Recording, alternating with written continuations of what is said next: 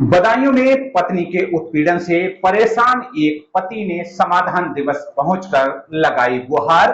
रोते हुए बोला, बचा लो साहब वरना पत्नी उतार देगी मौत के घाट। वहीं आपको बता दें कि महीनों जंजीरों से बांध कर रखा और मारपीट करती रही पत्नी पति के साथ। मेरठ के जैसा सौरभ का हुआ हाल वैसे ही हो सकता है मेरा भी।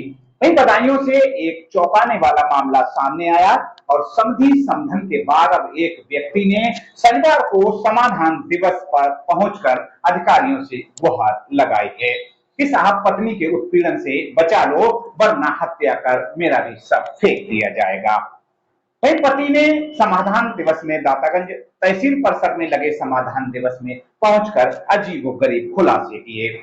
उसने पत्नी पर आरोप लगाते हुए कहा कि पत्नी का भाई से अवैध संबंध है जिसको लेकर के वो मारना चाहते हैं और कई महीने से उत्पीड़न कर रहे हैं। आंखों में पत्नी का खौफ और बहती आंसुओं की धारा, हाथ और पैरों में जकड़ी जंजीरों के निशान शख्स ने तहसील दिवस में खुलासे किए।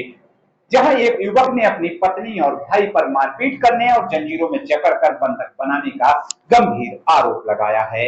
वहीं आपको बता दें ये पूरा मामला बदायूं जनपद के उसहद थाना क्षेत्र के एक गांव का है, जहां युवक ने अपने भाई और पत्नी के अवैध संबंधों का खुलासा करते हुए तहसील दिवस में गुहार लगाई है। उसने बताया कि मुझे जंजीरों से बांध कर रखा जाता है और मेरी पत्नी लगातार मुझे प्रताड़ित करती है। यह लोग मुझे जान से मारने के तरीके भी ढूंढ रहे हैं, लेकिन लगातार हो रहे उत्पीड़न के चलते युवक ने कई बार शिकायत भी की, लेकिन कोई कार्रवाई नहीं हुई, जिसको लेकर के शनिवार को तहसील दिवस में पहुंचकर युवक ने बचाने की गुहार लगाई है। क्या कहा है सुनते हैं पूरी रिपोर्ट में। से बात करी और उसके पास गई तो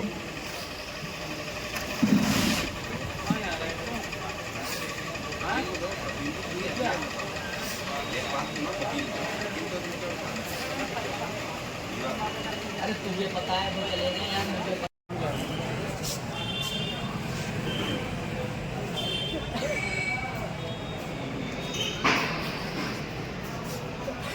आज पापा भी खत्म हो गए। पापा भी होते जब भी हो रही थी, पापा खत्म हो गए होने के बाद ही ये काम होता है।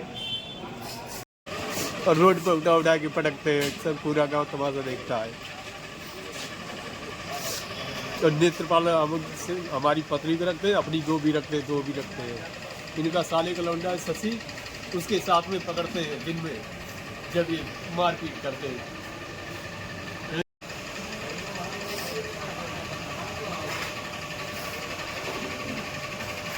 और माँ मेरे साथ मेरे लिए राशन उसैत में दे के आती है, तेल दे के जाती है और चावल भी दे के जाती है। और सामने पे बात भी नहीं करती है, उन्हें पूरा दबा बना। मेरी पत्नी जो है तो चरित्रहीन है और मैं नेत्रपाल के साथ और नेत्रपाल के साले के लड़के के शशि नाम है और ये थाना बिनावर के थाना लगता है, मुल्लापुर का गांव रहने वाला शशि है। और उससे पकड़ते हैं तो दोबारा नेत्रपाल के साथ भी पकड़ते हैं। जब भी जो है मैं FIR करवाता हूँ, लिख के देता हूँ थाने में, कोई कानून कार्रवाई नहीं करते हैं और हमारे लिए भगाते हैं। और जो है मारपीट पत्नी करवाती है, प्रेमवती नाम है।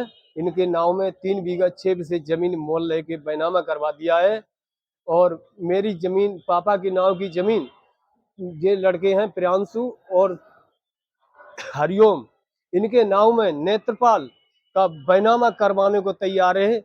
और बिना मर्ज के चरित्रहीन है। नेत्रपाल के साथ कपड़े तन पे नहीं होते हैं, हम पकड़ते हैं दिन में, जब भी जो है मारपीट होती है।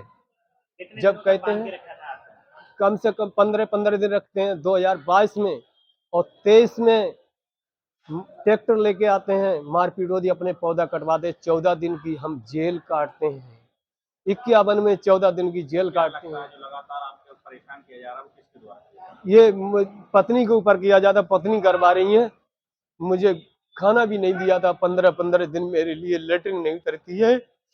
मुझे बहुत मार पीट करते। मुकेश नेत्रपाल हमारी पत्नी से भी पिटवाते, अपनी पत्नी से, अपने साड़ू के लौड़े की धमकी देके, फौजी है उसकी धमकी देके अपनी पत्नी से भी हमें चप्पलें मरवाते हैं। आपने बताया था कि किसी ने सुनवाई नहीं की तो आप पैदल लखनऊ गए थे, वो क्या मामला था?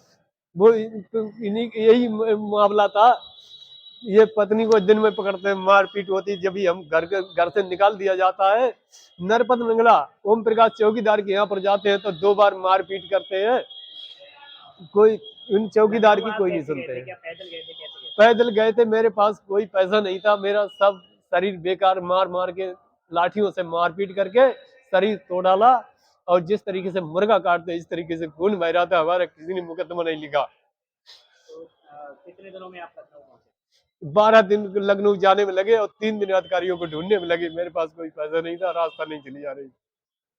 कैसे आपने समय व्यतीत किया, कहाँ खाना मिलता था? खाना जहाँ पर रुक जाते थे वहीं पर खाना खिलाने वाले खिला देते तो खिला देते, नहीं खिला देते तो भूखे रहते चले जाते, चलते रहते थे। लखनऊ जाने के बाद अधिकारियों से मिलने के बाद कोई कार्रवाई हुई? कोई कार्रवाई नहीं हुई है। क्या चाहते हैं आप? हमें तो न्याय चाहिए, न्याय दिलवा दिया जाए। अब इस समय फिलहाल कहाँ रह रहे हैं आप? इस समय मैं उसैत में रह रहा हूँ, किराए पे रह रहा हूँ।